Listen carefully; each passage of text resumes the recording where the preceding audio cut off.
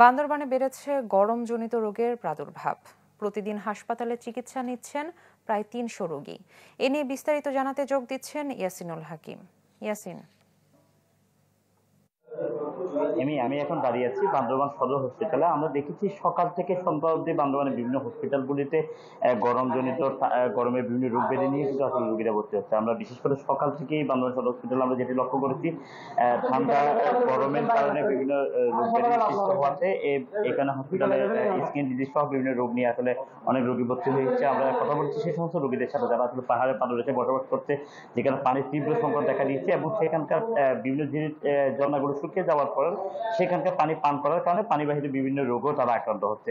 এবং হসপিটাল কর্তব্যরত চিকিৎসকদের সাথে কথা বলেছি, তারা আমাদেরকে যেটি জানিয়েছে, এই গরমের তীব্রতা বাড়ার সাথে সাথে মানুষের যে গরমের যে উষ্ণতা তাপমাত্রা সেটি মানুষের শরীরের সাথে অনেকটা ইফেক্টিভল হয়েছে। এটির কারণে কিন্তু মানুষের অনেকটা করে রোগ ব্যাধি সৃষ্টি হচ্ছে, পাশাপাশি চর্মরোগ সহ স্কিনে বিভিন্ন ধরনের স্কিন ডিজিজগুলো দেখা দিচ্ছে বলে তারা আমাদেরকে জানিয়েছে। এবং তারা যে পরামর্শটি দিচ্ছে, এই গরমের সময় ঝর্ণা বিভিন্ন জায়গা থেকে যেখান থেকে পানি তারা সরবরাহ করছে, সে পানিগুলো যাতে বিশুদ্ধকরণের মাধ্যমে পান করে এবং পাশাপাশি পানির জীবাণুমুক্ত ওষুধ দিয়ে যারা সে পানিগুলো পান করে সে পরামর্শ দিচ্ছে। এবং এই তীব্র গরমে শিশু কিশোর সহ প্রাপ্তবয়স্ক যারা রয়েছে, বয়স্করা রয়েছে, তাদেরকে ঘরে নিরাপদে রাখার পরামর্শ দিচ্ছে।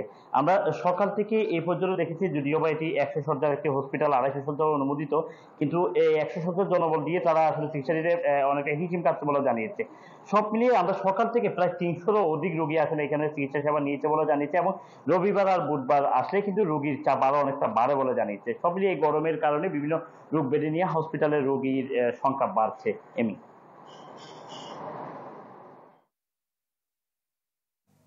ইয়াসিন, আপনাকে ধন্যবাদ।